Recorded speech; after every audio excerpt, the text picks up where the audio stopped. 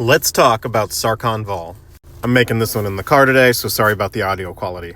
So Sarkhan originally showed up on the Alara block, where he was said to be from a plane without dragons, and he was in Jund, sort of reveling in the dragons. Yes, he's a horse girl, but for dragons. Now, up until this point, he had only met sort of wild dragons that don't have a lot of natural intelligence. While on Alara, he would meet a Johnny who was a fresh planeswalker, had just arrived in Jund, and he helped a Johnny figure out how to planeswalk back home, and also saved him from Karthus. Of course, it was more of the tough love variety. He was like, no, I can't actually show you. You gotta, take a leap of faith. You have to will it. Which, of course, inspires a Johnny to jump into a volcano, which allows him to planeswalk away again.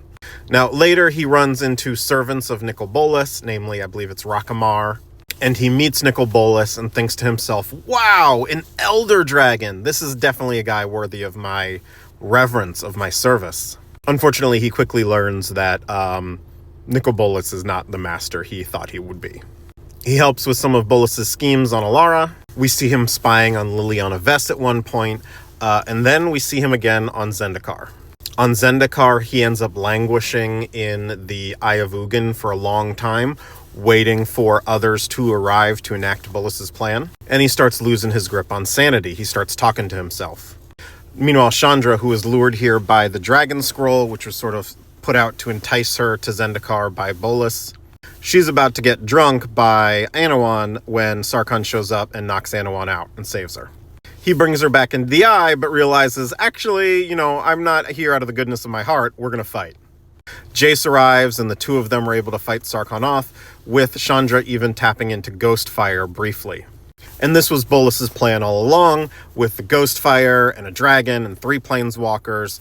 The keys to unlocking the Eye of Ugin and the Eldrazi prison are unlocked. In the aftermath, he starts being haunted directly by a dragon spirit, and he ends up bringing a piece of a Hedron along with him. He returns to Bolas, who is very clear that the dragon spirit he thought he was talking to, Ugin, is in fact dead because Bolas killed him. Sarkhan starts to grow backbone here again and realizes he needs to leave Bolas's service. So he returns home to Tarkir, and this is the beginning of the first Tarkir block, where Ugin is whispering to him. He makes an ally in the Khans of Tarkir timeline version of Narset, but they're pursued by Zurgo, Sarkhan's old boss, before he had his initial Planeswalker Spark Draconic Awakening that resulted in him killing a good chunk of Mardu forces. Zurgo kills that version of Narset, while Sarkhan descends into Ugin's Nexus and gets whisked away back in time, where the Hedron he brought from Zendikar will cocoon Ugin to protect him instead of letting him die. He pops back into the present, a present where dragons are still going strong, and he has a few years to enjoy the world he made. May not be great for everyone else, but to Sarkhan, a world ruled by dragons is a pretty cool thing. During War of the Spark, he actually helps Ugin behind the scenes set up Nicol Bolas's fall. Although I don't think he learns about Nicol Bolas's final survival, as the only people who know are Ugin and Jace.